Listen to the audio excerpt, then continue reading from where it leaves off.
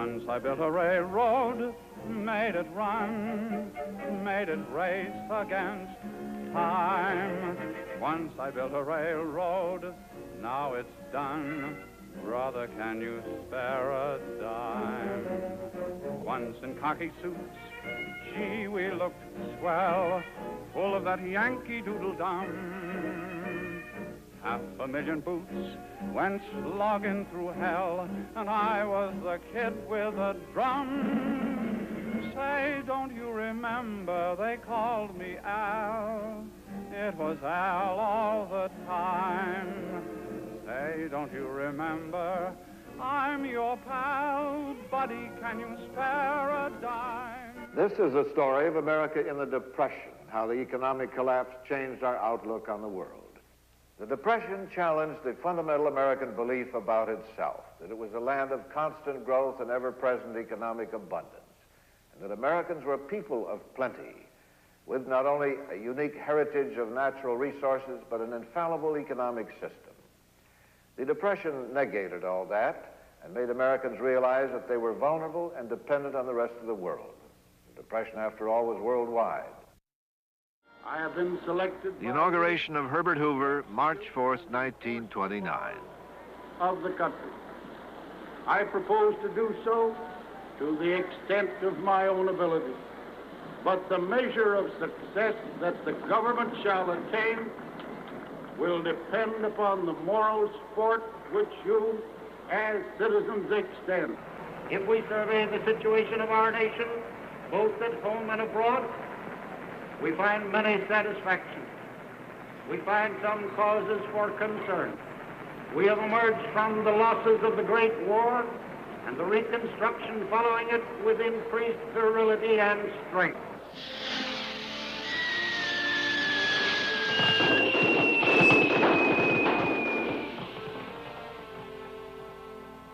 I have no fears for the future of our country. It is bright with hope. We always had faith in the land, rock-bound, inviolable. But by 1929, it was apparent that something was very wrong with the country. The story began almost out of sight of most Americans, on the farms.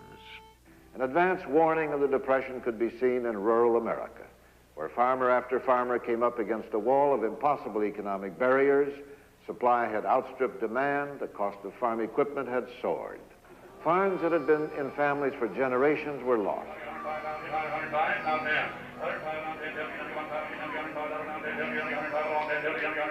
Farmers and their families watched helplessly as they were driven from their homes. Through the 1920s, farm prices dropped 60%, taxes went up, income went down, interest and mortgage payments continued. The inevitable result was foreclosure. Well, I think looking back, one can say that there was a stagnation in the agricultural sector throughout the period, and that the great profits were not being redistributed in a way that would maintain purchasing power. Too much of the profits were kept by the businessman or used for speculative purposes. Too little went to the workers and the farmers in a way that would keep the system going. 22. World War I had caused a crisis. Farmers had bought land and machinery to meet wartime demands.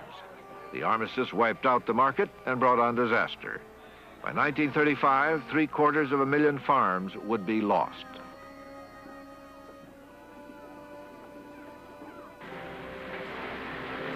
Earlier in 1929, there were other danger signs. Textile workers in Gastonia, North Carolina went on strike, protesting low pay and long hours. State militia, private detectives, and angry mobs attacked the strikers. 4 workers were killed, one of them a mother of 4 children. Communists were blamed for the strike rather than a sick economy. But Gastonia was obscured by the general prosperity of the 1920s. Life is just a bowl of cherries. Don't take it serious. It's too mysterious. You work, you save, you worry so, but you can't take your dough when you go, go, go. So keep repeating it's the berries. The strongest oak must fall. The sweet things in life to you were America just loaned, so how can you lose what you've never owned? Life is just a bowl of cherries, so live and laugh at it all. The same optimism prevailed in foreign affairs as President Hoover welcomed the delegates to the signing of the Kellogg-Briand Pact to end all wars. In Herbert Hoover, America had her first international-minded president in a decade. During the First World War, he ran a food relief program in Belgium. His name meant groceries for the starving and medicine for the sick. Hoover's work lasted 5 years, all of it voluntary. His service reinforced his strong faith in American ideals, hard work, self-reliance, enterprise.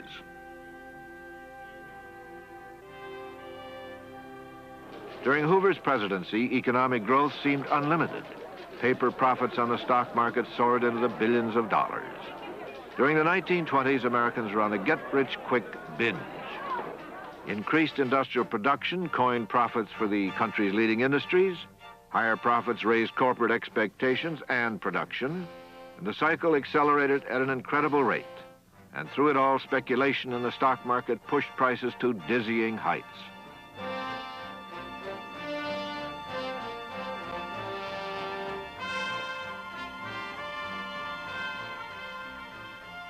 The peak was reached on September 3rd, 1929.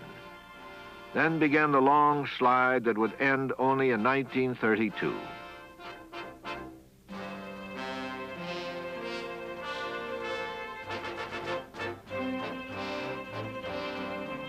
In one period of 5 days, $30 billion in paper profits had vanished into thin air.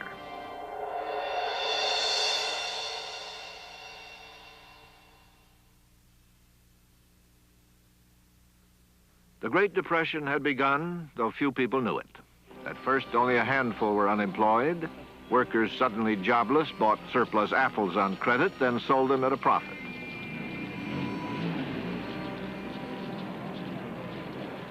This was the American spirit at work. President Hoover admired their enterprise and called for more of the same. My concern in dealing with the problems of these times has been to avert hunger or cold amongst those upon whom the blows have fallen with heartbreaking severity, that is, our unemployed workers. No one who has seen this battle as I have seen it, with the stout efforts of American faith and confidence in her people, could harbor a doubt for the future of the American people. Garbage dumps were guarded as the new poor foraged for food.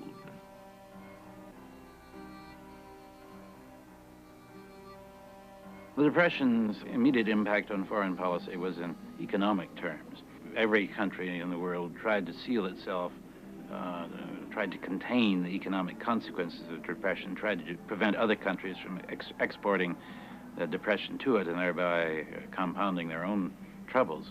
So this was an era of economic nationalism, of high tariffs, the Hoover tariff, the Smoot-Hawley tariff as it was called, of 1930. Senator Smoot and Congressman Hawley had succeeded in closing American markets to the nations that most needed them.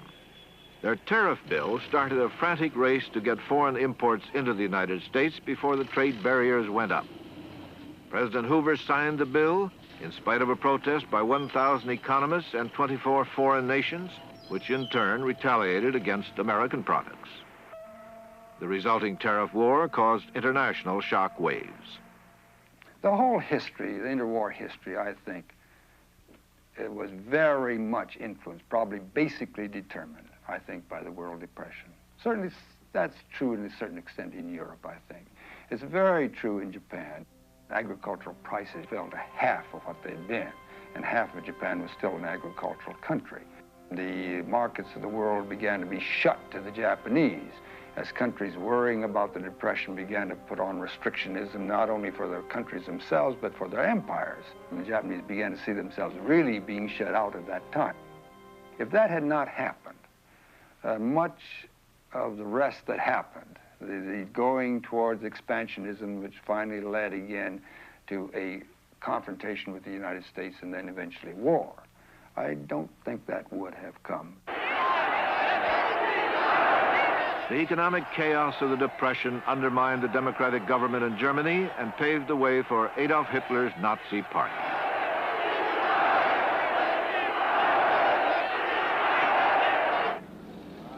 In America, the public blamed President Hoover for its troubles. Hoover was called the great engineer, you know, and his administration was perhaps the best that the government had ever had. But it was lacking in Roosevelt's compassion. Every time he did something that seemed remedial, events overcame him because they were so immense. The maintenance of a spirit of mutual self-help through voluntary giving, through the responsibility of local government, is of infinite importance to the future of America. While many are affected by the Depression, the number who are threatened with privation is but a minor percentage of our whole people. The task is not beyond the ability of community organizations to solve. Hoover continued his theme of self-help. He had a very clear, abstract, dogmatic view of how the economy should work. And it was essentially the old laissez-faire view, not a thoroughgoing laissez-faire view, because he was willing to have some interference with the play of market forces, but it had to be voluntary interference. If he could get the businessmen to agree not to cut wages, that was all right. But if government should try to have a minimum wage, that would be an intolerable violation of the workings of the economy. And I think this was the most important thing in his life, was this limitation on the role of the government. He was apparently quite content to let people starve, let hunger spread, just so long as the government didn't violate the proper restraints as he saw them on his road. Therefore, he opposed federal relief. He opposed effective federal support for the farmers. He opposed one measure after another. But he did all this in a way that many people found extremely self-righteous. I've been having a hard time, I've been having a hard, old hard time. Every day is just the same, not easy to take my name. I've been having a hard time and a hard time. Brothers are having a hard time. Great wars and great depressions alter a nation's history for good. They alter the personal history, the values, the very psyches of the individuals who lived through them. My generation of youth lived through both. War meant excitement, the ability to act, willing sacrifice, and certain knowledge that it would end. The Great Depression meant a wearing sameness day after day, a sense of helplessness, grubby little sacrifices until a man's clothes and his pride unraveled. Good men were ashamed before their families, marriages were slowly poisoned, educations were postponed and abandoned, adolescents grew up quickly, and only the little children felt free. It hit the middle class especially hard because they went sharply down. Fathers would be gone for months at a time pursuing the phantom job. Mothers became seamstresses. Children wore hand-me-downs. For my brothers and me, it meant peddling papers at 4 in the morning, a farm job here, factory job there, washing dishes in restaurants. You bought and pressed your own clothes. You helped with the rent. A doctor's bill was a family crisis, typical of millions of homes.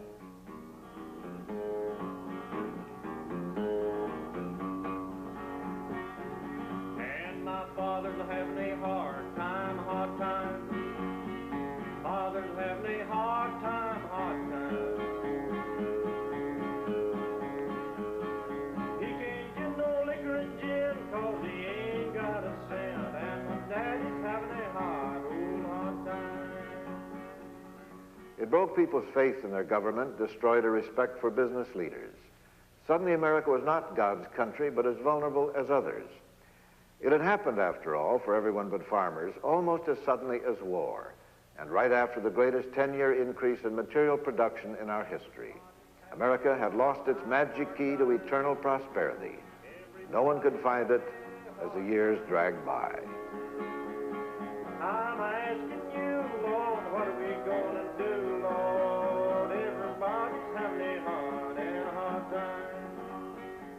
There was an equal crisis in the intellectual world, and by that I don't mean just the academic world, among thoughtful Americans.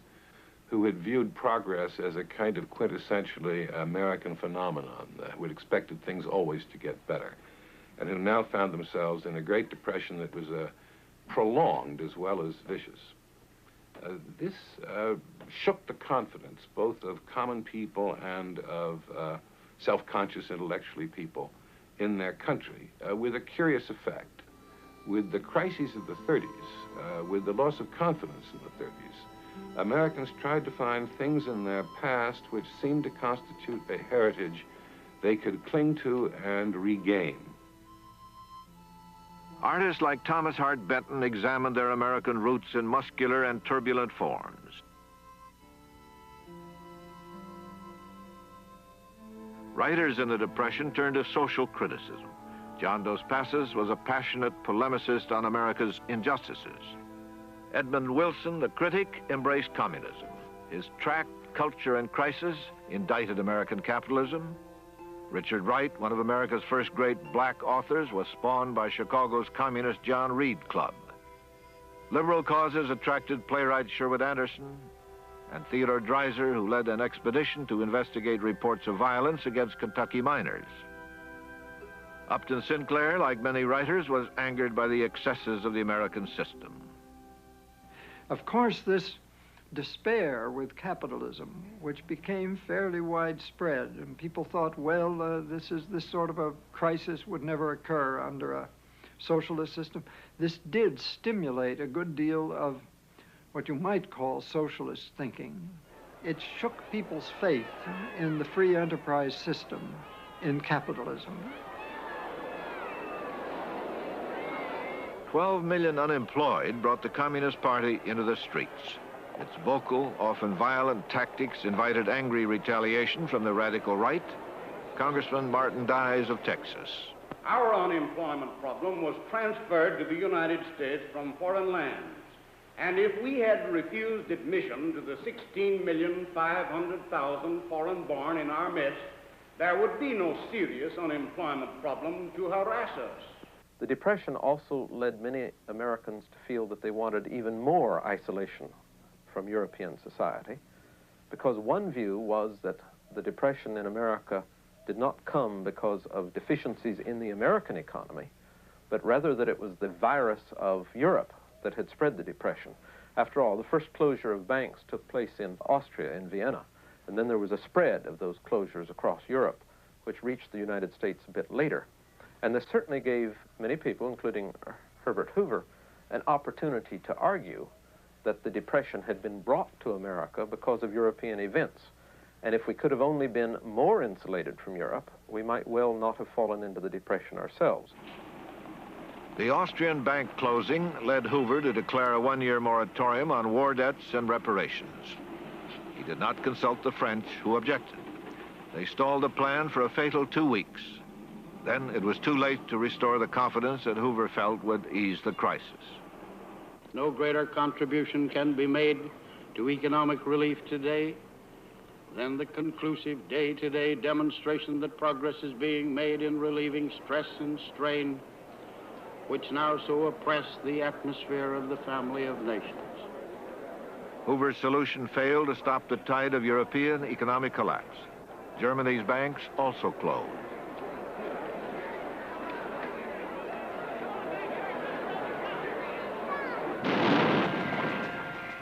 On the other side of the world, Japanese aggression went unchecked. The military had seized control of foreign policy. In January of '32, angered by a Chinese boycott of Japanese goods, Japan attacked Shanghai. For the first time on any scale, bombs fell on civilians. The world was shocked, but paralyzed by the Depression, did nothing.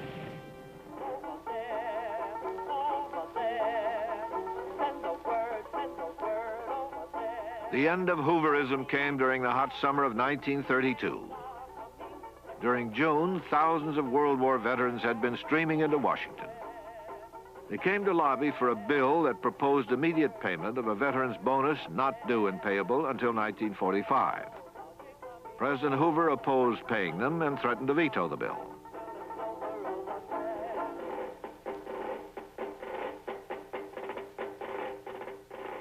They called themselves the Bonus Expeditionary Force and camped on Washington's Anacostia Flats.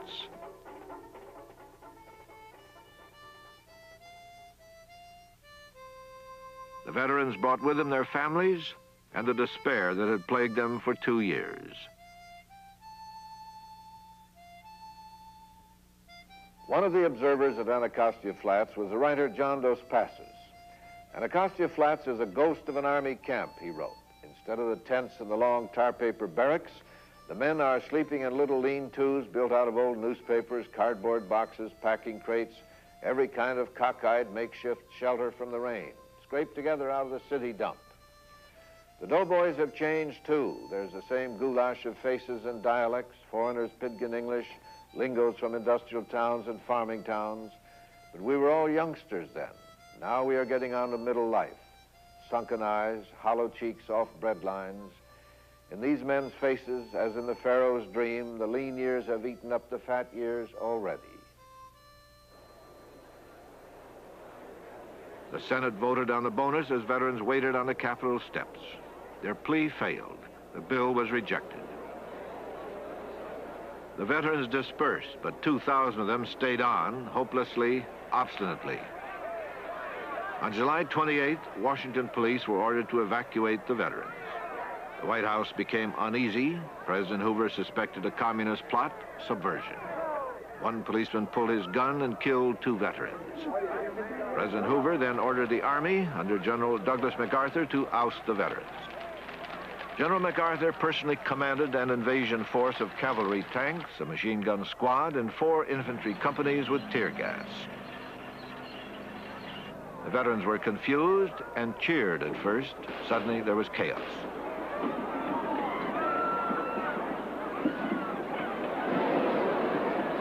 Cavalrymen rode into the crowd. Soldiers threw tear gas bombs. Women and children were trampled, and the troops scattered the veterans and their families, burning the shacks as they advanced. The ramshackle Hoovervilles were left in flames.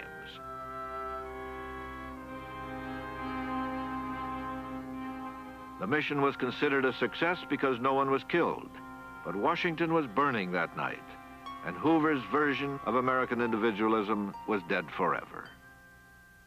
A fundamental belief of the American people, upon which they supported an isolationist foreign policy in the 20s, was that the United States was inherently too strong for the world to challenge.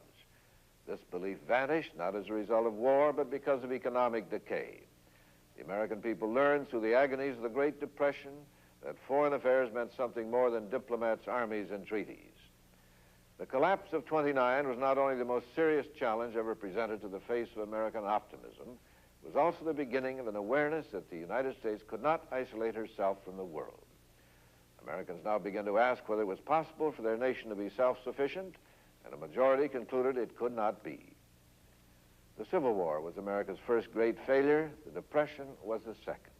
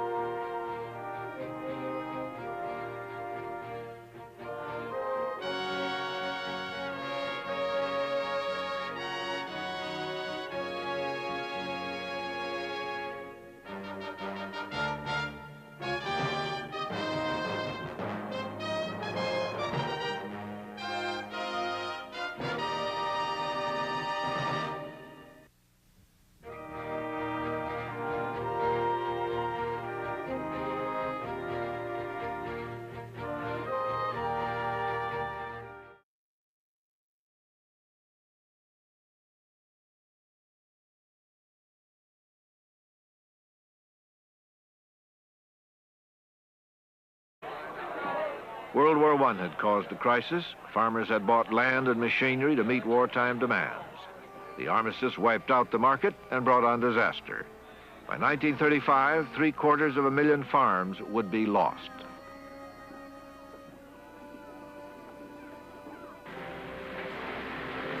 Earlier in 1929, there were other danger signs. Textile workers in Gastonia, North Carolina went on strike, protesting low pay and long hours. State militia, private detectives, and angry mobs attacked the strikers. 4 workers were killed, one of them a mother of 4 children. Communists were blamed for the strike rather than a sick economy. But Gastonia was obscured by the general prosperity of the 1920s. Life is just a bowl of cherries. Don't take it serious. It's too mysterious. You work which you, as citizens, extend. If we survey the situation of our nation, both at home and abroad, we find many satisfactions. We find some causes for concern. We have emerged from the losses of the Great War and the reconstruction following it with increased virility and strength.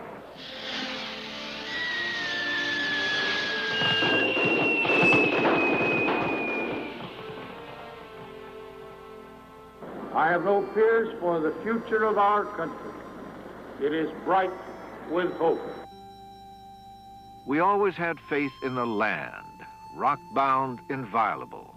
But by 1929, it was apparent that something was very wrong with the country. The story began almost out of sight of most Americans, on the farms. An advance warning of the Depression could be seen in rural America, where farmer after farmer came up.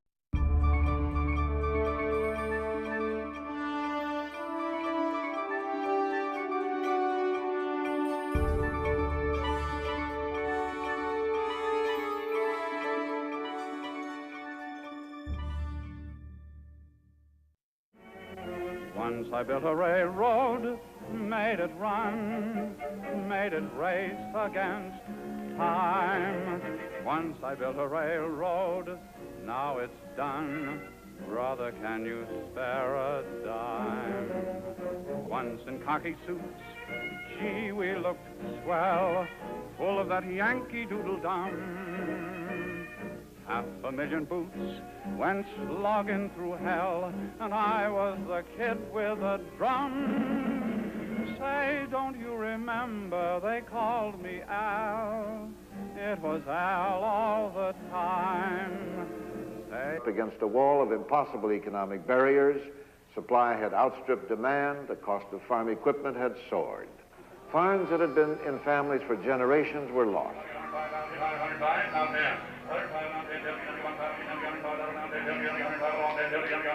Farmers and their families watched helplessly as they were driven from their homes. Through the 1920s, farm prices dropped 60%, taxes went up, income went down, interest and mortgage payments continued. The inevitable result was foreclosure. Well, I think looking back, one can say that there was a stagnation in the agricultural sector throughout the period, and that the great profits were not being redistributed in a way that would maintain purchasing power. Too much of the profits were kept by the businessman or used for speculative purposes. Too little went to the workers and the farmers in a way that would keep the system going. 22. Don't you remember? I'm your pal, buddy, can you spare a dime? This is a story of America in the Depression, how the economic collapse changed our outlook on the world. The Depression challenged the fundamental American belief about itself, that it was a land of constant growth and ever-present economic abundance, and that Americans were a people of plenty, with not only a unique heritage of natural resources, but an infallible economic system. The Depression negated all that and made Americans realize that they were vulnerable and dependent on the rest of the world. The Depression, after all, was worldwide. I have been selected The inauguration of Herbert Hoover, March 4th, 1929. of the country. I propose to do so to the extent of my own ability. But the measure of success that the government shall attain will depend upon the moral support